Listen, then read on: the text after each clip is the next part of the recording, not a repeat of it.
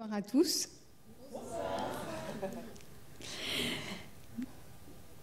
Donc nous sommes très heureuses et heureux, on va commencer par être heureuses d'abord, d'accueillir l'autrice Marie Pavlenko, donc dans le cadre de la programmation thématique du réseau des médiathèques de la métropole de Montpellier, qui s'appelle Point de rupture. Voilà, là c'était pour la partie un peu officielle. Et donc d'abord je vais essayer de parler un peu de ton parcours, Marie. Voilà, qu'on a pu trouver sur Internet. Donc, n'hésite pas si on fait des erreurs ou je crie. Ou si tu veux compléter. Ok, ça roule. Voilà. Donc, tu as étudié les lettres. Oui. À la Sorbonne Nouvelle. Oui. Ah, c'est juste. Et vécu au Proche-Orient. Et commencé à écrire de la fiction en 2010 pour le cinéma et la télévision, avant de te tourner vers le roman, le roman graphique et l'album. Non, c'est bon. J'ai écrit. Le premier roman qui a été publié, c'était le livre de Saskia, et je l'ai écrit en 2010. Donc 2010, c'est vraiment le début de la fin. Le début de la fin. Ok. Donc, tu as publié une vingtaine d'ouvrages pour des publics différents et dans des genres différents, traduits dans une dizaine de pays. Alors, parmi tes dernières parutions, éditées chez Flammarion en 2021, donc Flammarion, c'est ton éditeur quand même voilà, essentiel, on peut dire. Il y a, alors, nous, c'est ce qu'on appelait un roman fantastique pour ados, Un été avec Albert. Un roman pour adultes, Bientôt minuit, et un recueil de nouvelles écrites à ton initiative, qui se nomme Aller le vent furieux. Donc un recueil de nouvelles avec 6 autrices de littérature de jeunesse, féministes et écologistes, et qui donnent la parole à une nature vengeresse. Donc on peut dire que ta littérature est engagée. Un peu. Alors là, je crois que c'est tiré de ton site carrément, que tu aimes façonner des personnages en marge de la société consumériste, fragiles ou invisibles. Et en fait, en lisant tes ouvrages,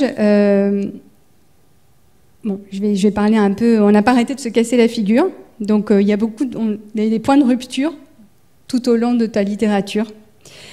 Mais toutes ces chutes, on peut dire, ces accidents, sont en général l'occasion pour tes héroïnes, on peut dire tes héroïnes, l'occasion de s'accepter, de se réinventer, de se reconstruire.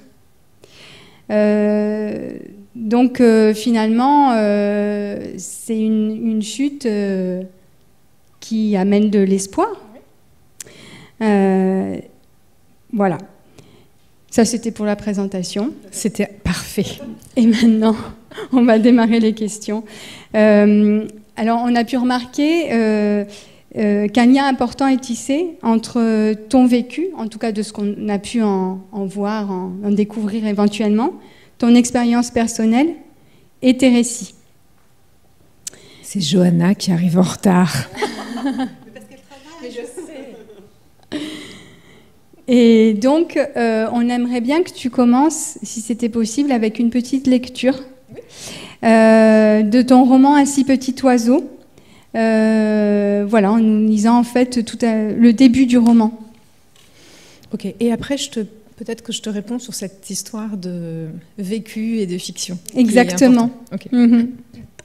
Pour dire aux personnes qui sont là, vous nous interrompez quand vous avez envie de poser des questions par rapport à vos lectures, par rapport à toutes les questions dont on a pu parler hier ou vendredi pour les autres. Donc n'hésitez pas à intervenir, hein. Pas besoin d'attendre la fin. Elle se souvient de l'air, doux, effervescent. Le soleil couchant dissimulé derrière une rangée de vieux peupliers dont les feuilles vibrillonnaient dans la brise tiède. La lumière d'or. Elle se souvient avoir pensé « c'est tellement parfait, on se croirait dans une publicité pour un parfum ». L'atmosphère criait la vie, sa force. Le printemps flamboyait, entaché de nuées d'insectes. Les bourdons vrombissaient, survolaient les champs de blé vert pour aller butiner et faire ce que fait un bourdon au mois de mai. Un de ces moments de grâce où chaque particule de l'univers donne l'impression de s'être passé le mot et d'être à sa place. Il suffit de regarder, se saouler de beauté. et cette terre.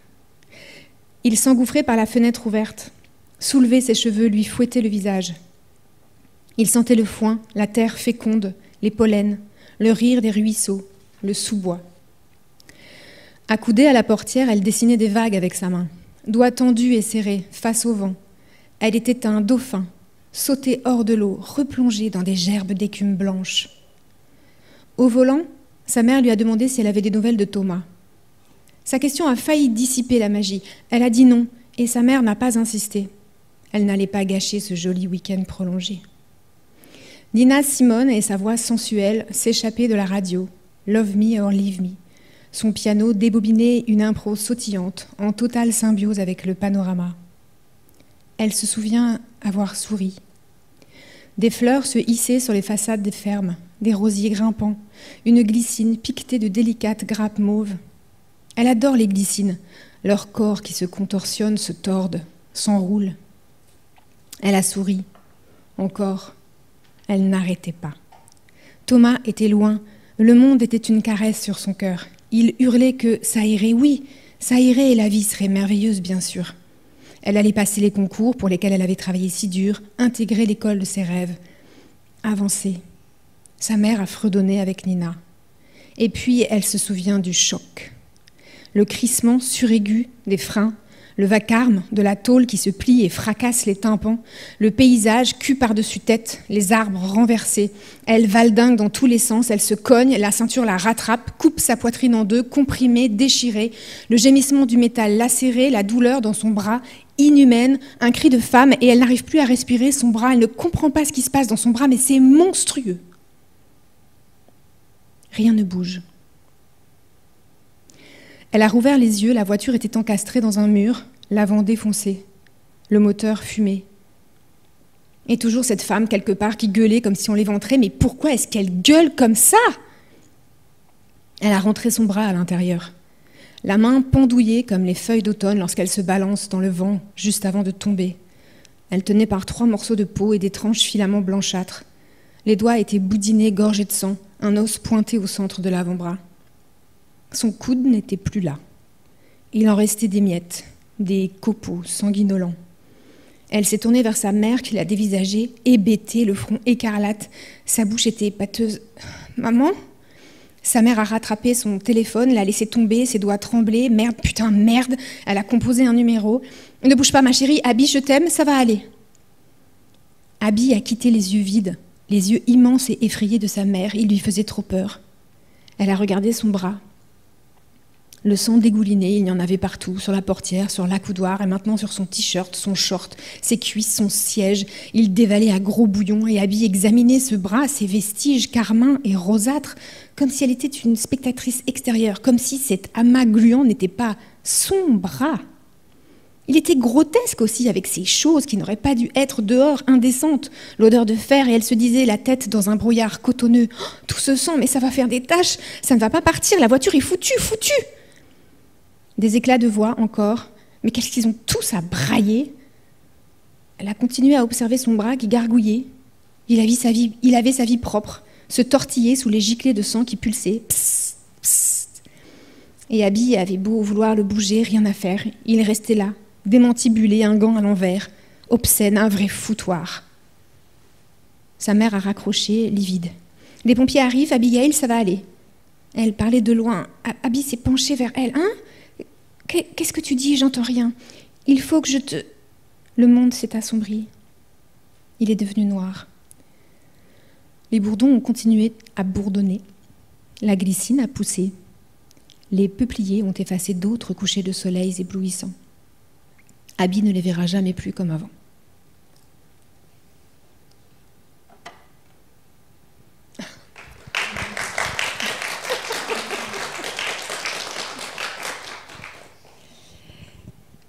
Bon, ça commence bien. Donc il y a un à-propos dans ce roman. Donc est-ce que peut-être tu peux nous en parler? Le 27 juillet 2015, j'étais en vacances depuis le 24 juillet, donc 3 pauvres jours lamentables de vacances. Et j'étais chez ma meilleure amie, qui est la marraine de mes enfants, et je faisais un gâteau au chocolat. Et donc j'étais sans téléphone. Et quand je suis remontée dans ma chambre, j'avais une trentaine d'appels de mon père et de ma sœur. Et généralement, quand on découvre ça, on sait qu'il y a quelque chose qui ne va pas. Et donc j'ai appris que ma mère avait eu un très grave accident de voiture et qu'on allait probablement l'amputer. Donc je suis redescendue. J'ai bu beaucoup d'alcool. Et je me souviens très bien que la nuit venue, j'étais allongée dans mon lit en train de regarder le plafond avec cette pensée qui tournait en boucle dans ma tête. On va enlever le bras de ma mère. Et on ne se rend pas compte quand on a ces deux bras et qu'ils sont là et qu'on pense à quelque chose et que ça... Mais c'est constitutif de qui on est, de notre cerveau, ça nous forge. Cette main, c'est la main qui m'a bercée quand j'étais bébé, c'est la main qui s'est posée sur mon front quand j'avais de la fièvre. Et cette main, où est-ce qu'elle allait finir? J'avais cette question en boucle dans la tête. Qu'est-ce qu'on fait d'un bras quand on le coupe? Est-ce qu'on le prend comme ça et on le jette dans une poubelle en plastique jaune comme il y a à l'hôpital et ça fait splotch, par exemple?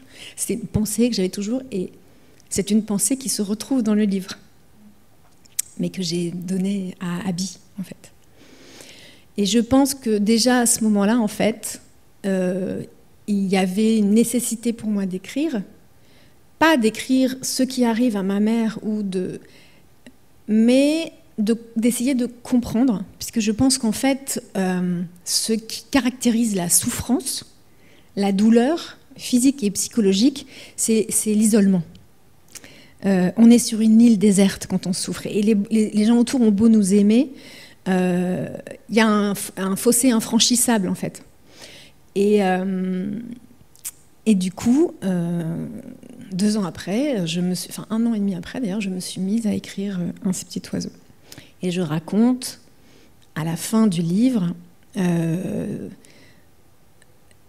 qu'en fait, le lendemain de l'accident, j'étais à 400 km de chez mes parents, donc j'ai laissé mes enfants et je suis allée voir ma mère. Et donc, je ne sais pas si vous êtes déjà allé dans les hôpitaux, mais dans les hôpitaux, une infirmière m'emmène. Alors, c'est Mario Bros, quoi.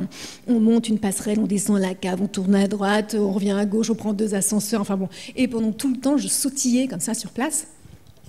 Et je me suis rendu compte qu'en fait, je faisais comme un boxeur qui s'apprête à rentrer sur un ring. Physiquement, j'avais mon corps qui était en train de se préparer. Et j'entre dans le box. Et j'avais pas vu ma mère depuis 2 ans, parce que nous avons une relation un peu complexe. Et elle était là avec son énorme... Blaise Sandrard dit que quand il s'est fait amputer, il avait un gros poupon. Et c'est une image extrêmement juste. C'est une grosse chose comme ça qu'on garde contre soi. Et elle se met à pleurer. Elle me dit ils m'ont pris mon bras. Et je lui dis... Et alors, je n'avais pas réfléchi à ce qu'il fallait que je dise. Évidemment, c'est trop énorme, en fait. C'est compliqué d'anticiper ce qu'on va avoir comme réaction. Et donc, je lui dis moi, je suis contente. Donc, elle s'arrête de pleurer. Et elle me dit pourquoi? Et je dis déjà t'es pas morte, et l'air de rien quand même c'est quelque chose. Et puis maintenant je vais pouvoir te faire la blague. Et donc elle me regarde, je lui dis pas de bras, pas de chocolat. Voilà. Et un peu plus tard elle m'a dit peut-être que tu en feras un livre. Et c'est comme si elle m'avait donné l'autorisation en fait d'explorer ce territoire-là et de la rencontrer là-dessus. Voilà. Et finalement, est-ce que ça t'a aidé à accepter ce qui est arrivé à ta mère? Alors, je pense que moi, j'avais vraiment besoin de le faire. Et je pense que j'ai réussi, en tout cas, mais pour moi, pour ma propre paix, pour ma propre compréhension, à toucher du doigt, en fait, voilà, cette solitude et cette colère qu'elle pouvait avoir. Mais évidemment, Abby n'est pas ma mère. J'ai commencé à écrire en janvier 2017 ce roman et il était encore beaucoup trop tôt pour qu'elle me parle de son expérience. Donc je suis allée chercher ailleurs et puis j'ai réfléchi et puis j'ai vécu 3 semaines avec un bras dans le dos. Enfin bon voilà, après j'ai exploré le territoire moi seule. Voilà. C'est pour ça que je dis que certes, il peut y avoir, et j'ai aussi un point de départ similaire avec, enfin pas similaire, mais voilà, j'ai un point d'ancrage parfois avec des romans, mais je les cisèle et je les façonne à partir de qui je suis et pas à partir d'éléments extérieurs en fait. Voilà. Exactement. Voilà. Alors j'étais avec mon fils en 2012, il avait 5 ans à l'époque, et on était chez mes parents, et qui ont un immense jardin dans lequel il y a un très grand tilleul. Un immense tilleul, on peut, quand on essaie d'embrasser stricto sensu avec les bras, comme ça, à deux, on n'en fait pas le tour. Et mon fils, je suppose qu'il trafiquait, bref, il jouait, et il m'appelle en me disant « Maman, viens voir, l'écorce de l'arbre bouge ». Moi, je suis très open, hein, donc je veux bien aller voir, on ne sait jamais. Mais évidemment, l'écorce de l'arbre ne bougeait pas. En revanche, c'est un vieil arbre, et il était constellé de fourmis, de petits gendarmes, et ça grouillait de vie, quoi. Et première pensée, moi qui suis désormais depuis 30 ans parisienne, mon Dieu, je suis une mauvaise mère, mon fils ne sait pas ce que c'est qu'un arbre, ce qui est quand même gravissime. Et la seconde d'après, et si un enfant grandissait dans un monde où il ne sait pas ce que c'est qu'un arbre, il n'en a jamais vu. Et en fait, c'est un bouton que j'appuie sur lequel qui s'enclenche en fait. Donc pourquoi est-ce que c'est de la SF? Oui, non. Et j'explore et j'arrive voilà, à ce roman. Et dans ce roman-là aussi, tu explores la solitude. Oui. Sama, elle est aussi très seule. Elle est très seule. Alors elle est vraiment seule. Et en plus, elle fait quelque chose. Peut-être qu'elle a même une trajectoire inverse de celle d'Abigail. Abigail, elle se reconstruit. Elle va chercher à comprendre qui elle est devenue, puisque ce traumatisme l'a transfigurée physiquement et psychologiquement, et de coup reconstruire une nouvelle Abigail. Mais Sama, elle fait quelque chose, et j'ai vraiment une tendresse infinie pour elle. Elle fait quelque chose que je pense très difficile. Elle a 12 ans et elle vit dans une tribu où on lui a exposé un schéma sociétal, d'accord ? Il faut couper les arbres pour aller les vendre et avec l'argent qu'on récolte, on peut vivre. Et en fait, seule, même dans une immense solitude, elle va déconstruire le schéma que les adultes lui ont enseigné et imposé. Elle va déconstruire, la narration de sa tribu. Et je pense que ça nécessite une immense force et une liberté d'esprit. Ouais, elle apprend à survivre aussi. Bien sûr. Dans un environnement extrêmement hostile. Seule. Et inconnu. Hostile et inconnu. Ouais. Et ça me faisait penser un peu à Robinson Crusoe, quoi. Oui, sauf que là, elle est vraiment dans un trou. Dans une trouée, ouais. Voilà, elle n'est pas échouée, mais oui, en tout totalement. cas, voilà, de lutter finalement et de survivre et de trouver les moyens de survivre. Et puis effectivement, donc de découvrir un monde qu'elle ne connaît pas. Voilà, parce que Robinson Crusoe, d'abord, c'est un adulte. Et puis, même s'il est dans un environnement inconnu, il a quand même des repères. Samara, elle n'a jamais vu un arbre debout. Donc, quand elle se retrouve avec un arbre, il faut... Tout son imaginaire se repositionne finalement. Voilà. Elle n'a jamais vu un étang. Elle n'a jamais vu une araignée. Elle n'a jamais vu des fourmis. Elle ne sait pas ce que c'est, en fait. Elle n'a même parfois pas de mots pour nommer ces choses-là. Parce que la mémoire s'est perdue. Donc, c'est vrai, il y a un parallèle. Mais j'ai l'impression que le chemin qu'elle fait, il est plus... Bon, c'est différent. Il part de plus loin, quelque part. Donc, il y a le lien entre ton vécu, tes expériences personnelles, et finalement qu'on peut retrouver à l'origine du récit ou dans certains de tes passages, de tes ouvrages. Mais on a aussi remarqué qu'il y avait énormément de références culturelles. Oui. Notamment des références culturelles classiques, alors pas que, hein, oui. Mais en tout cas, voilà. Et dans Un si petit oiseau, par exemple, la rencontre d'Abby avec Blaise Cendrars, voilà, est-ce qu'il devient un compagnon de rupture, peut-être, quelque part de reconstruction. Totalement. Alors, c'est drôle parce que je pense que Blaise Cendrars est un compagnon de reconstruction pour Abby, mais ça a été un compagnon d'écriture pour moi. Je vais vous expliquer pourquoi. En fait, Blaise Cendrars, il est devenu Blaise Cendrars vraiment après son amputation. Et donc, c'est une sorte de modèle. Abby, elle dit, c'est mon frère. finalement. Et il lui montre que la reconstruction est possible. Donc c'est un modèle vers lequel elle peut tendre. C'est possible, ça a déjà été fait. Et ça, c'est pas que de la littérature. D'accord ? Et donc, voilà, il y a ce lien qui se tisse entre elle et cet écrivain, romancier, poète, bourlingueur et pipoteur d'ailleurs aussi. Mais moi, pendant toute la... Enfin, pas pendant toute la rédaction du livre, mais vers la fin, il y a quand même une histoire d'amour dans Un si petit oiseau qui est importante, parce que c'est aussi une porte ouverte avec un courant d'air et qu'on a besoin de courant d'air. Et je me disais, mais est-ce que c'est vrai ? Est-ce que quand on a si mal, psychologiquement et physiquement, est-ce que l'amour, ça peut vraiment sauver ? Et donc, évidemment, j'ai relu certains livres de Blaise Cendrars. J'en ai lu que je ne connaissais pas, mais j'ai aussi écouté et regardé toutes les émissions possibles qu'il y a eu sur lui. Et alors que j'avançais dans l'écriture, j'ai entendu une vieille émission dans laquelle quelqu'un qui l'avait très bien connu, alors je me souviens plus qui c'est, racontait qu'en fait, Blaise Cendrars, il est allé faire la guerre, il était légionnaire parce qu'il était suisse, et en septembre 1915, il a été gravement blessé et on a dû l'amputer. Alors lui, il était droitier et il a été amputé du bras droit. Et pendant 2 ans, racontait cet invité, il a été dépressif, gravement dépressif, avec des pulsions suicidaires, ce que je pouvais comprendre. Et puis, au bout de 2 ans, il a rencontré une femme qui s'appelait Raymond, qui était comédienne et qui est devenue la femme de sa vie. Et c'est aussi en rencontrant Raymond qu'il est devenu Blaise Cendrars. Et donc, pour moi, c'était aussi une preuve que finalement, je racontais peut-être un peu la vérité. C'était hyper important. Donc, si l'amour peut sauver une vie, est-ce qu'un livre peut sauver une vie ? Ah, moi, j'y crois complètement. Enfin, je veux dire, il y a quand même même des pays où il y a ce qu'on appelle de la bibliothérapie, c'est-à-dire qu'on peut conseiller des livres selon son état d'esprit, ses besoins, ses manques, ses repères ou ce qu'on cherche. La littérature, elle est un compagnon, et le compagnonnage, c'est ce qui nous aide à vivre.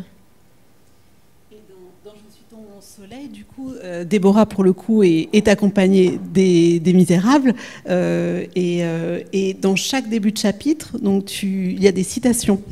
Et on voulait savoir comment t'es venue cette idée. Pour tous ces chapitres, pour vous citer juste 2 titres de chapitres, au chapitre 14, c'est « Déborah n'a pas encore touché le fond de la piscine dans le petit pull marine ». Chapitre 20, sur la jungle et le désert, sur les nids, sur les genêts, sur les côtes de son enfance, Déborah écrit ton nom. Vous avez retrouvé les filles ? Bon, alors le petit pull marine, c'est qui ? Ouais. Et sur la jungle et le désert, sur les nids, sur les genêts, sur les côtes de son enfance, Déborah écrit ton nom. Bon, bah ça va venir. Alors, bon, gardons le suspense entier, alors, dans ce cas-là. De chapitres, on se dit mais comment elle a fait pour avoir toutes ces idées-là ? Est-ce que tout de suite tu savais que tu allais partir sur cette idée de chapitre avec des références culturelles, musique, poésie, littérature ? Comment t'es venue l'idée ? Alors, je crois que je ne sais pas répondre à cette question en fait. Je suis désolée, je ne sais pas. Mais c'était vraiment un parti pris. Mais parce que ça ressemble à Déborah, finalement. Déborah, c'est une grande lectrice, elle est un peu faux-folle, et en même temps, elle prend des notes. Hein, et elle dit qu'elle a des carnets avec des citations, etc. Donc ça m'est venu tout de suite, et alors ça m'arrivait, je pense, d'avoir l'idée assez rapidement, ou une fois que le chapitre est écrit, voilà, mais ça vient tout de suite, en fait, enfin, ça vient assez vite, quoi. Parfois, j'ai cherché. Je me souviens que j'ai feuilleté des recueils de poésie pour essayer de trouver quelque chose avec la petite étincelle que je cherche, en fait. Voilà. Mais c'est important parce que j'écris majoritairement des romans qu'on appelle jeunes adultes, young adultes, donc pour des ados et des adultes, puisque moi j'ai la moitié de mon lectorat qui est adulte, mais il y a j'ai une grande part de mon lectorat qui est ado. Et je crois qu'on vit dans une société où les enfants et les adolescents ne sont pas du tout considérés, en fait. Et moi, j'aime les pactes de lecture implicites. Et j'aime dire à mes lecteurs que je sais qu'ils sont intelligents. Et que soit ils connaissent, et s'ils ne connaissent pas, peut-être qu'ils iront chercher. Et s'ils ne vont pas chercher, de toute façon, j'ai posé l'empreinte. Voilà. Et c'est important pour moi. D'ailleurs, dans Je suis ton soleil, il y a un petit résumé des Misérables qui est quand même ouais. assez chouette, qui les fait rire d'ailleurs quand on le lit, en tout cas les classes et tout ça, il y a des réactions. Et donc, justement, Victor Hugo, que tu dis ton écrivain préféré, alors est-ce que tu peux nous dire pourquoi ? Parce que pour moi, Victor Hugo, c'est le souffle. Quand on lit Victor Hugo, en tout cas, quand je lis Victor Hugo, j'ai l'impression que je pourrais prendre des notes et souligner. À chaque page, en fait, il y a une phrase où j'ai l'impression de tomber ma chaise en me disant « Oh, qu'est-ce qu'il est fort !» Voilà. Et quand j'ouvre un roman de Victor Hugo, ou sa poésie d'ailleurs, j'ai l'impression qu'on me braque un ventilateur de théâtre dans la figure et que voilà, il y a ce souffle hyper puissant. Et je pense qu'il avait compris beaucoup de choses, pas tout, parce qu'il a aussi fait des petites bêtises, mais il a compris beaucoup de choses avant tout le monde. Et justement, on disait donc qu'il y a beaucoup de références culturelles, notamment de références culturelles classiques. Il y a beaucoup de livres dans le livre. Oui. Finalement, tes héroïnes, elles lisent. Oui. Voilà. Même Samaha, elle lit pourtant, un livre de cuisine. Il ne reste pas grand-chose, ouais. puisque les livres ont quasi disparu. Et est-ce que c'est ça aussi, être engagé ? Est-ce que c'est un engagement pour toi ? Quelque chose qui est important, où tu dis oui, il faut... voilà, lire c'est important. Lire c'est important pour vivre. Alors, il y a deux choses. Pour moi, mais c'est très personnel. C'est important pour vivre, parce que des études d'ailleurs scientifiques prouvent que quand on est lecteur, lectrice, on développe son empathie, par exemple. Ça, c'est des études qui ont été faites sur des vrais gens par des scientifiques, et que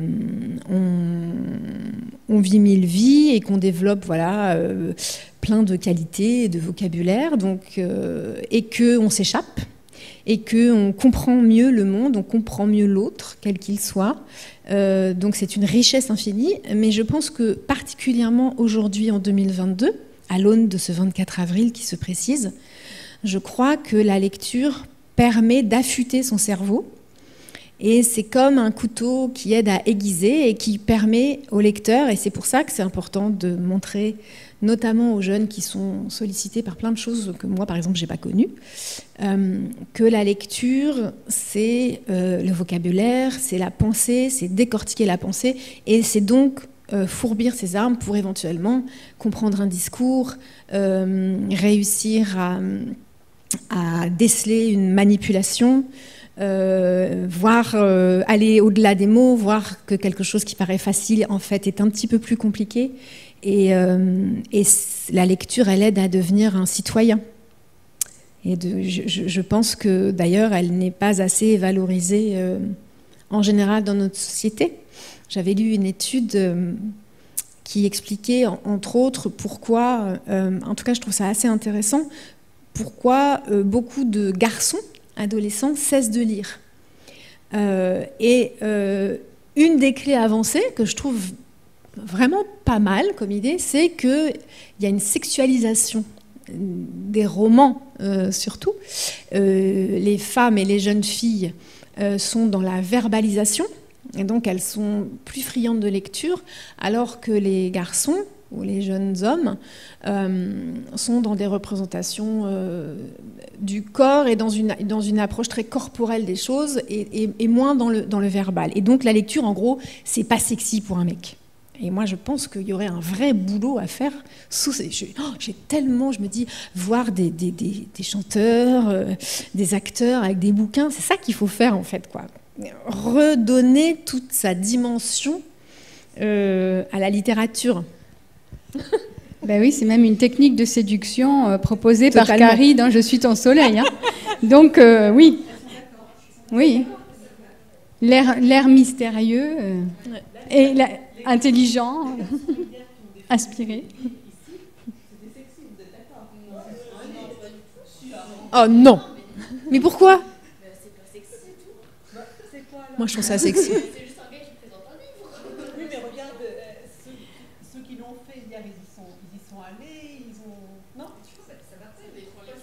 Non, mais mais elle ne les trouve pas sexy parce que je pense que l'image véhiculée par la société, elle charrie cette idée-là. Et oui.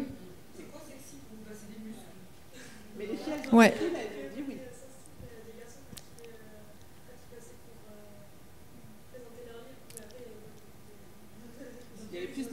Ah oui, il y a plus de lectrices, on le sait. Hein. Non, mais les neurones musqués, c'est bien. C'est des acteurs comme Fabrice Lucchini qui rendent vivant la poésie, la littérature et qui passent à la télévision et qui la rendent, je trouve, attractive. Oui, ça, je suis totalement d'accord. Totalement. Mais Fabrice Lucchini, aujourd'hui, c'est pas un modèle sexy pour les jeunes de 15 à 20 ans. Or je pense que c'est eux qu'il faut réussir voilà, j'allais dire à convertir, mais non, à harponner en fait. Robert Pattinson, exactement. Voilà, au lieu de faire du Dior, hein, il ferait mieux de faire Folio. Lui aussi, je suis sûre qu'il lit en plus.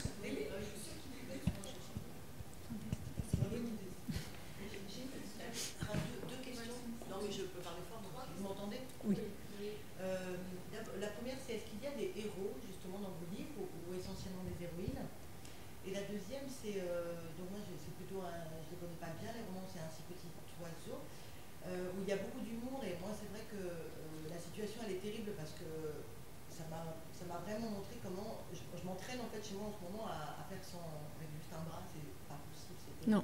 Effectivement, quand elle essaie de mettre sa petite culotte avec un bras, on se rend compte. Mais l'humour la sauve, et l'humour pas le sien, mais de toute sa famille. Et la tante. Colline. Extraordinaire. Je me demandais s'il n'y avait pas un peu de vous dans la tante, justement, d'après ce que vous avez raconté avec votre maman. Quel personnage vous seriez? Ah, je suis aucun de mes personnages. Moi, j'ai vraiment un vrai désir de fiction. Et en plus, dans ma façon de travailler, je façonne mes protagonistes en fonction des besoins de l'histoire. Donc, en fait, ils surgissent sans artifice, entre guillemets. Et je ne m'inspire jamais de personnes que je peux connaître, même de très... En revanche, donc ils ne sont pas moi, mais je suis partout. Et j'ai un credo qui est dans presque tous mes livres, pas tous, mais presque, qui est que le rire est une arme de vie massive, en fait. En France, la noblesse, c'est la tragédie. Si vous regardez d'ailleurs la majorité des prix littéraires ou des prix au cinéma, etc., on valorise beaucoup la tragédie, mais d'un strict point de vue d'écriture, en fait, écrire tragique, franchement, c'est hyper facile. Parce qu'on a tous, comment dire, on a une communauté, quel que soit le continent sur lequel on vit ou l'époque, la mort, voilà. Alors que le rire, c'est très subjectif. Mais pour moi, il y a entre les deux une proximité, alors même physiologique. Si vous pensez à l'effet que ça fait de pleurer, je pleure, j'expulse de l'air et des larmes, je reprends, et quand je ris, et donc en fait, il y a une vraie résonance entre les deux, hein, de s'oxygéner comme ça, d'aspirer le monde. Et pour moi, le rire, c'est une arme de génie en fait. Ça aide à affronter toutes les situations. Et c'est pas du tout assez valorisé en France. Et en fait, ce qu'on se disait avec les classes qui sont venues, c'est que c'est très présent pour la littérature, pour les jeunes adultes. Dans les romans qu'on a lus, qu'on a présentés, toi, tu le fais, et tu le fais très bien, parce qu'on se disait, on a quand même beaucoup souri, et Déborah, elle vit pas que des choses drôles. Non. Et d'ailleurs, si tu veux nous dire quelques mots sur le théorème de la Scoumoune de Déborah, parce que tout le monde n'a pas pu le lire, et c'est vrai qu'en tout cas, les remarques qu'on s'est faites, c'est que on rit beaucoup, et oui. Tu arrives à le faire, oui. Et il y a très peu d'auteurs qui font ça. Ouais, mais c'est hyper dur en fait. Et ben, C'est bien fait, donc... Merci beaucoup, ça me fait très plaisir.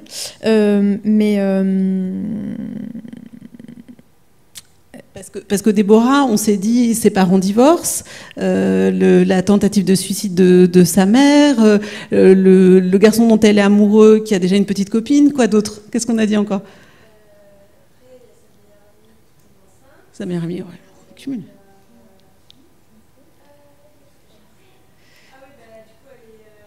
C'est elle au départ qui découvre la maîtresse. Elle cumule, mais on rit quand même à toutes les pages. Il y a des moments, des expressions, quand elle arrive à cette rentrée où elle se retrouve avec personne, on rit beaucoup. Oui, mais parce que c'est une façon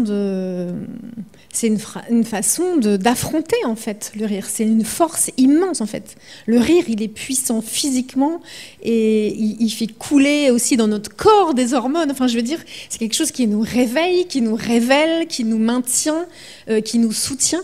Et encore une fois, le rire, c'est assimilé à quelque chose de populaire et d'assez naze en France, alors que voilà, pour moi, c'est un pilier de la vie, en fait. Et donc, Déborah, elle est très drôle. Pour vous raconter une anecdote où je vais encore passer pour une folle, mais c'est pas grave, j'ai fini d'écrire ce roman, je me souviens, en juillet. Et alors, moi, j'écris la première mouture de mon roman, que je réécris déjà beaucoup, mais ensuite, je laisse mon texte pendant au moins 1 mois, voire 1 mois et demi. Ensuite, je le reprends pour avoir un regard neuf, parce que sinon, je le connais par cœur. Et donc, je reprends, tout émoustillé, parce que Déborah, elle est vraiment marrante, quoi. Et très heureuse de retrouver ma Déborah, j'allume mon ordinateur en mois de septembre. En fait, en 3 jours, j'avais tout relu et il n'y avait plus rien à faire. J'étais désespérée. Et je me suis vue, à un moment donné, je relisais, et heureusement, mes enfants n'étaient pas là. Et je lis un passage, alors je ne sais plus lequel, et je me mets à éclater de rire toute seule en disant « Qu'est-ce qu'elle est drôle, cette Déborah !» Et puis, je me rends compte de l'absurdité de la scène. Mais voilà, elle a ce côté, justement... c'est son bouclier, l'humour. On sait que c'est un bouclier, d'ailleurs. Et ça sert à désamorcer.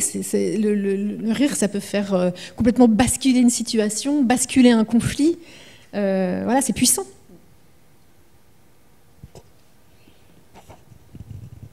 Du coup, on veut bien que tu nous lises un petit extrait. Oui. Pour rire. Et puis, l'humour est très lié aux animaux aussi, dans tes romans. Donc là, voilà, c'est un extrait. C'est quel passage? Ah oui. Jusqu'à... le passage est très drôle. Un petit... Ok. Donc, Déborah, abandonnée par sa meilleure amie, avec le foyer qui est en train de se déliter et sa mère qui fait des choses un peu curieuses, elle a ses notes qui chutent et elle rencontre 2 camarades de classe qui s'appellent Victor et Jamal. Et là, elle vient pour la première fois chez Jamal, qui habite dans un immense appartement, parce que sa tante est marchande d'art. Au centre, blême et immobile, Victor est debout sur une chaise. « Attention, tu marches !» lâche-t-il aussitôt qu'il m'aperçoit. Il parle sans desserrer les dents. « Si c'était dangereux, je ne vous aurais jamais fait entrer, le rabrou Jamal. » Je l'observe mieux. « Pourquoi tu transpires du front, alors ? Prends une chaise et mets-toi à côté de Victor. » Un pressentiment désagréable dresse l'un après l'autre les poils de mes bras. « Vous ne seriez pas en train de me bisuter ? » ?»« Pas du tout, réplique Jamal. On n'est pas si grossier. Dans ce cas, qu'est-ce que vous manigancez ? Victor contracte tellement ses mâchoires que son visage est transfiguré. Plus je le regarde, plus je le trouve livide. « Prends une chaise, insiste Jamal en me poussant dans le dos. 1, tu me lâches. 2, j'ai passé une journée pourrie et n'ai aucune intention de singer les intermittents du spectacle qui tiennent la pause 3 heures déguisés en Yoda pour attendrir les touristes. » Victor pince ses lèvres. Il se retient de rire, ou plutôt, quelque chose l'empêche de rire. Leur petit duo m'exaspère. « Bon, Jamal, tu craches le morceau ou je rentre chez moi ?» Il se dandine d'une jambe sur l'autre et Victor intervient toujours sans articuler. « Dis-lui, mais je te parie qu'elle ne reste pas. » Jamal pousse un soupir résigné et se tourne vers moi. « J'ai laissé sortir Gertrude, la seule à aimer se promener, mais je l'ai perdue. Jolie jupe, au fait, tu devrais en mettre plus souvent. Quoi? Une migale se balade ici, en liberté? Je lâche 3 litres de transpiration. J'imagine la bestiole, et le décor vacille, ses 8 yeux ronds, sa silhouette velue, ses longues pattes articulées. Elle peut être tapis sous n'importe quel meuble, nous guetter, se tasser déjà pour attaquer, prête à me planter ses crochets venimeux dans la gorge pour m'enrouler dans un cocon dégueu comme dans Le Seigneur des Anneaux. Ou bien elle va faire le saut de l'ange, se laisser tomber du plafond droit dans mes cheveux, je sentirai ses grosses pattes poilues sur mon cuir, je me rue dans le couloir, direction la sortie. « Ne fais pas l'andouille !» hurle Jamal qui cavale derrière moi. « Elle n'a plus ses crochets !» Je me jette sur la porte et la secoue de toutes mes forces, mais il m'a enfermée, oh mon Dieu! Jamal me saute dessus et bloque mes poignets. « Déborah !» Je me débat avec l'énergie du désespoir, et en ce moment, il est consistant, le désespoir. Une sorte de rage extraterrestre enfle à l'intérieur de moi. « Lâche-moi, lâche-moi, espèce de malade !» Pan, je lui envoie mon coude dans la gorge. « Déborah, calme-toi, tu vas me blesser !» Je trépigne, lance mes poings, mes pieds, frappe, cogne où je peux, rugis. Vous me faites tous chier, tous! Déborah, elle n'est pas dangereuse. J'en ai plein le dos de vos conneries. Mon père, ma mère, Héloïse, cette poufiasse de Tania, ta migale de merde, bande de connards! Je lui flanque mon genou dans les parties et Jamal se recroqueville d'un coup. Il continue pourtant à m'immobiliser. De rouge, son visage vire au violacé. C'est immédiat, je me dégonfle. De toute façon, je suis incapable d'échapper à son étreinte. Plié en deux, la bouche tordue comme s'il en manquait un bout, Jamal ouvre un œil et je lis dedans la douleur, le respect, la colère et une pointe d'amusement. Un drôle de cocktail. Je tâte ses maigres biceps. « Tu fais de la musculation ?» Il me regarde avec intensité, se redresse tant bien que mal et sourit. « Victor !» crie-t-il sans me quitter des yeux. « Bonne nouvelle, Déborah est revenue !» Arrête de gueuler, tu vas me percer les tympans, j'aboie. Et elle revient de loin, visiblement, répond Victor depuis le salon. Je soupire. Maintenant, chère Déborah, si tu veux bien me suivre, nous allons remettre Gertrude dans son vivarium et passer une super soirée. Je me glisse derrière lui, me déplaçant à pas de loup. Qu'est-ce qui se passe si je marche dessus par inadvertance? Je chuchote. C'est une araignée, Déborah, elle ne comprend pas le français. Tu peux parler normalement. Et tu ne peux pas lui marcher dessus par inadvertance. Elle est grande comme une assiette.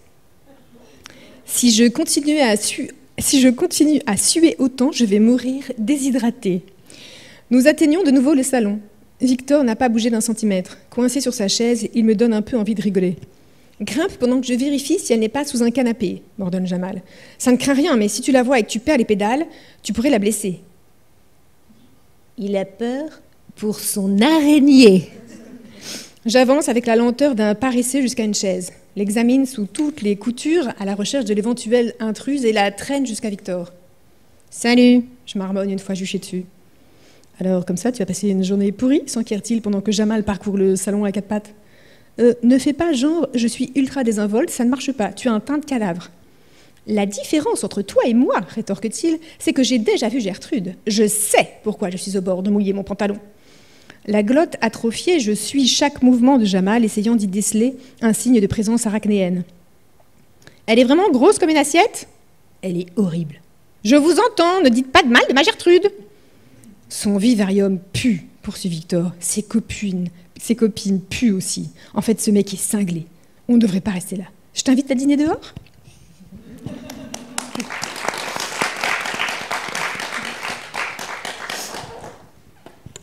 Voilà, c'est bien, manifestement, ça marche. Bon, on va aborder un autre point qui est quand même, je pense, fondamental pour toi. Donc, c'est ton engagement écologique, donc dans plusieurs de tes ouvrages. Et le désert disparaîtra dans Elle est le vent furieux, mais on peut le voir aussi dans Un si petit oiseau. Bon, c'est un engagement à plusieurs niveaux, à plusieurs échelles. Donc voilà, si tu peux nous en parler. Alors en fait, plus j'avance, plus je vieillis, j'ai envie de dire, plus j'écris sur les choses qui me mettent en colère. Ou en tout cas qui me bouleversent, ou en tout cas qui me touchent. Et ce qui se passe en ce moment, on est au milieu de la 6e extinction de masse, je vous rappelle, est quelque chose, de mon point de vue, qui est intolérable. Et moins les gouvernements agissent, plus c'est intolérable et plus je m'énerve toute seule. Et en fait, ce qui est compliqué, je crois, c'est que...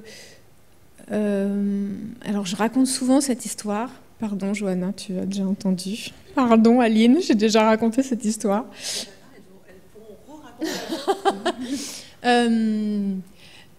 J'ai grandi dans la banlieue de Lille.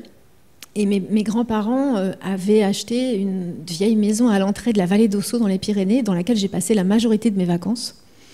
Et donc, pendant les vacances, on traversait la France en voiture avec mes parents. Et on s'arrêtait 1 voire 2 fois pour nettoyer le pare-brise qui était couvert d'insectes. Aujourd'hui, quand on traverse la France, on n'a plus besoin de s'arrêter. Il n'y a plus d'insectes sur les pare-brises. Et en fait, je me souviens de ça. Mais les enfants et les jeunes adultes d'aujourd'hui ne connaissent pas ce monde et ne savent pas qu'on est en train de leur voler en fait la richesse du monde. Et ça me met très en colère. Et écrire « Et le désert disparaîtra » ou « Elle est le vent furieux », parce qu'en fait, ce qui s'est passé, c'est que pendant que j'écrivais « Et le désert disparaîtra », je me disais « C'est pas assez, c'est pas assez, c'est pas assez ». Et du coup, j'ai lancé l'écriture de « Elle est le vent furieux ». C'était aussi une façon de parler de ça, en fait, de brandir les fantômes de ce qui a déjà disparu pour dire attention, ça, c'est en train d'arriver et ça continue. Et personne ne fait grand-chose, en fait. Et j'avais une autre idée, mais elle est partie. C'est pas grave, ça va revenir. Il y a dans ta démarche éditoriale aussi. Oui. Juste quand on lit ces titres-là, on ne sent pas la colère, mais par contre, on sent qu'il faut qu'on regarde autrement. Donc, du coup, nous, on a aimé que ça ne soit pas du coup un discours donneur de leçons, mais juste un discours qui nous fait regarder autrement. Et ça marche bien dans ces 3 titres-là. Donc, merci pour ça.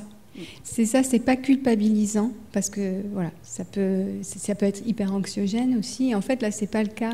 Tu nous amènes en tout cas à découvrir ou redécouvrir ce qu'il y a autour de nous, ce qu'on peut encore voir. Et je pense que ça amène à de la curiosité et sans culpabiliser.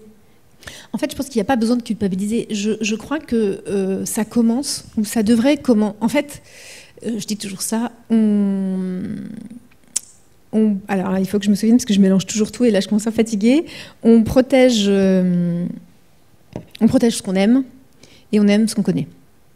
Il faut connaître pour aimer. Si je dis toujours ça, si demain il y a une invasion zombie, vous n'allez pas sauver la dame de l'épicerie d'à côté. Vous allez partir avec votre famille, avec vos parents, avec vos enfants et vous resterez Donc on a besoin d'un lien d'amour, de connaissance pour avoir de l'amour en fait.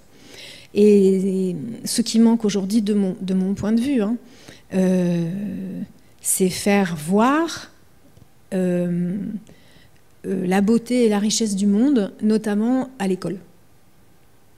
Moi, mon grand-père, il connaissait tous les arbres, il connaissait le nom de toutes les fleurs, il connaissait les oiseaux, et c'était de la gnognotte pour lui, c'était normal.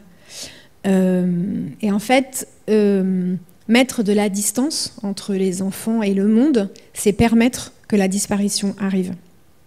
Et donc, ce que j'aime faire moi, c'est essayer de donner à voir ce monde. Et même d'utiliser des mots, des noms d'espèces, parce que c'est comme ouvrir une fenêtre, en fait. Et oui... Voilà, depuis le désert disparaîtra, parce que je réfléchissais aussi à faire un... On a honte parce qu'on a ça. Alors, tout le monde me dit ça, tous les bibliothécaires et médiathécaires que je rencontre sont gênés. Bon, en même temps, oui, et puis il est fragile du coup. Mais c'est vrai que pour moi, c'était vachement important, et Flammarion a été merveilleux pour ça. parce que le livre est sorti en janvier 2020, donc on a commencé à y réfléchir en 2019, et en 2019 ça se faisait quand même très très peu.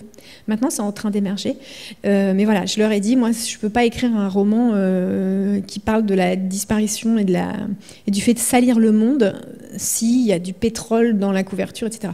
Et donc ils ont cherché et ils ont réussi à fabriquer un livre sans plastique, donc sans pétrole, avec de l'encre végétale, du bois certifié, enfin bon, voilà, pour moi c'était très important, et en plus ils l'ont fait par la suite et ça commence à se développer, donc ça c'est vraiment génial. Je me rends pas compte de l'heure qu'il est, du temps qu'on reste. 18h05. Ah, des livres adultes. Et alors oui, Sandra avait demandé du coup... Ah oui, parce qu'il y avait 2 questions, je crois que j'ai répondu à une seule question. Alors, dans Bientôt minuit, il y a un des personnages. Les 2 personnages principaux sont un homme et une femme. Donc, c'est Lucien et Emma. Donc, oui. Maintenant, celle qui résiste, c'est Emma. Voilà. Et là, je suis en train de commencer à tourner autour d'un roman dont le héros serait un homme. Voilà. Ah non, pas du tout, rien à voir. Enfin, il y en a toujours un peu maintenant. Je ne peux pas m'empêcher, c'est plus fort que moi. Ça suinte sans que je... Voilà. Est-ce que tu veux bien, du coup, nous parler de ton dernier titre adulte, donc Bientôt minuit il aurait pu paraître là, en fait. Ça aurait été mieux, je pense même, d'ailleurs. Oui. Quand j'avais 16 ans, j'ai écrit l'histoire d'un vieux monsieur qui se promenait à Noël dans une rue piétonne et qui faisait tout ce qui lui était interdit. Il rentrait, il se gavait de bonbons, il fumait, enfin bon, il faisait plein de trucs comme ça. Et il y avait une voiture de police qui finissait par arriver au bout de la rue et sa fille descendait et lui disait « Il faut que tu reviennes à la maison de retraite, papa ». Et en fait, ça, c'est la graine qui a donné Bientôt minuit. Donc Bientôt minuit, c'est l'histoire de Lucien et Emma qui ont été amants pendant une 40aine d'années, donc qui se sont aimés dans la clandestinité, mais qui se sont promis que s'ils se retrouvaient veuves et veufs, ils finiraient leur jour ensemble. Et en fait, Emma est seule depuis 7 ans, mais Lucien, lui, a perdu sa femme il y a peu de temps et il perd un peu la boule aussi. Et en fait, une de ses filles lui propose de le placer et il accepte. En fait, il se résigne. Voilà. L'homme se résigne et la femme résiste. Et donc, il entre dans cette maison, mais avant de passer le seuil, il envoie une carte à Emma pour lui signifier sa défection, voire sa trahison.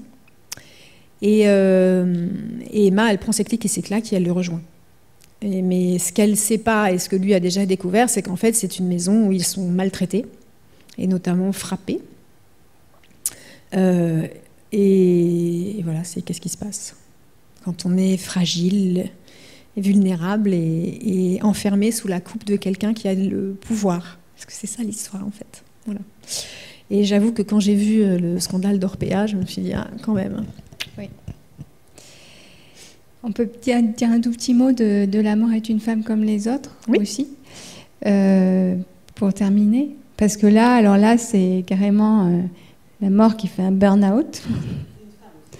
C'est une femme, mais alors pour finir, point de rupture, c'est la mort est en rupture aussi, elle n'y arrive plus. Voilà, donc si tu peux nous en parler aussi, puis alors des conséquences désastreuses que ça peut avoir. Là, après coup, on sourit parce que c'est quand même très très dur, mais là on rit tout le temps. Elle fait un burn-out, elle craque, mais elle est folle, elle est folle. Oui. Elle est punk un peu, elle est déjantée. Ouais, c'est une punk, c'est exactement ça. Alors donc en fait, M c'est la mort. Et elle en a ras-le-bol des hommes qui la supplient. Ah non, s'il vous plaît, encore un petit peu. Et elle en peut plus. Et alors, donc, elle est un peu spéciale. Elle se promène en chemise avec des chiens, avec un short et des tongs. Et elle parle à Sappho. Et Sappho lui répond. Et elle est seule au monde aussi, elle, hein, d'ailleurs. Hein. Enfin, elles sont toutes les deux. Mais... Et en fait, un jour, elle fauche et elle s'arrête. dans un appartement qui ressemble à tous les appartements qu'elle voit. Elle n'en peut plus, elle s'arrête. Et donc les gens finissent de mourir. Sauf qu'ils continuent à se blesser, à être malades, à souffrir. Et on suit l'itinéraire de M, d'Anatole, qui est jeune médecin dans un service de soins palliatifs, et Suzy, qui vient d'apprendre qu'elle a un cancer très grave qui doit l'emporter en quelques semaines. Et évidemment, c'est le destin de ces 3 personnes qui vont se rencontrer et ce qui va se passer. Voilà. Mais M est très haute en couleur. Elle est un peu Asperger. Oui. Elle a un petit côté, je pense... elle a un côté vraiment très décalé, en fait. Oui. Avec apprendre les choses au pied de la lettre. Voilà. Oui, elle est terre à terre, en fait. Oui, elle est totalement terre à terre. Il y a plein de choses qu'elle... elle a tout raté. Elle est constamment en train de bosser, la pauvre, donc voilà. Donc ça, voilà, c'est aussi... Ça pourrait être une critique aussi de la société qui va trop vite, où on prend le temps de rien. Et surtout pas de vivre. Voilà, exactement. Mais il est très drôle. On n'est pas du tout... Oui, c'est pas glauque. C'est pas du tout désespérant, pas du tout. Si vous avez des questions. Oui. Est-ce que tous vos livres ou romans, ils ont été inspirés, vous avez l'idée de les écrire quand vous avez eu un événement qui vous a marqué? Non. Je pense que c'est que Un si petit oiseau et Le désert disparaîtra. Tu vois, M... Alors, je ne l'ai pas encore rencontré, donc je ne peux pas te dire, mais voilà, tu vois, ça sort quand même de nulle part. Oui. Une question par rapport à votre livre sur la thérapie biblique. Est-ce que vous pensez qu'un bon livre peut sauver? Sauver? Alors, sauver, j'aurais vraiment pas cette prétention. Mais par rapport au retour que j'ai, je crois que notamment Je suis ton soleil est un livre qui donne la patate, pour parler très clair. Voilà. Et j'ai reçu des mails en fait de gens qui me disaient je l'ai relu et ça m'a fait du bien parce que je vivais un truc. Voilà. De même que j'ai reçu quand même beaucoup de messages qui, pour moi, sont assez bouleversants, de lectrices, surtout des lectrices d'ailleurs, de Un si petit oiseau, soit qui étaient handicapées, soit qui ont lu le livre, notamment après avoir perdu des gens qu'elles aimaient, parce qu'en fait, C'est un si petit oiseau, c'est l'histoire d'une absence, d'un traumatisme qui tronque, qui enlève, et qui m'ont dit que ça les avait beaucoup aidés. Donc pour moi, c'est une chance, c'est merveilleux, en fait.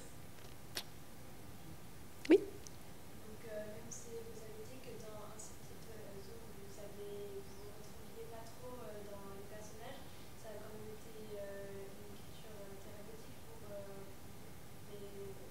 ça a été le seul ou pas? Alors, j'ai lu, et crotte de bique, je ne vais pas me souvenir de qui a dit ça, mais j'ai lu récemment, je me demande si c'est pas Romain Gary. Bon, je ne sais pas. C'est un écrivain, en tout cas, qui dit qu'un homme... non, n'importe quoi. En fait, un livre, quand on l'écrit, ça doit nous transformer. Nous, écrivaines ou écrivains. La littérature, elle a aussi un pouvoir transformateur, tu vois, de transformation quand tu l'écris, quoi. Un livre, il te change. Et moi, je pense que c'est le cas de mes romans. Ils me changent. Je ne me comporte plus du tout. Alors, moi, j'avais des très bons rapports avec mes grands-parents. Et j'ai adoré mon grand-père. On a eu une relation qui était assez unique, je pense, dans l'histoire de ma famille. Je lui disais tout, il me racontait plein de trucs, enfin bon, tu vois. Mais c'était lui. Quand j'ai eu terminé d'écrire Bientôt minuit, je ne me comporte plus jamais de la même façon quand je croise un vieux ou une vieille. Jamais. Je n'ai plus le même rapport aux autres. Tu vois ? Et en fait, je pense que tous mes romans sont comme ça.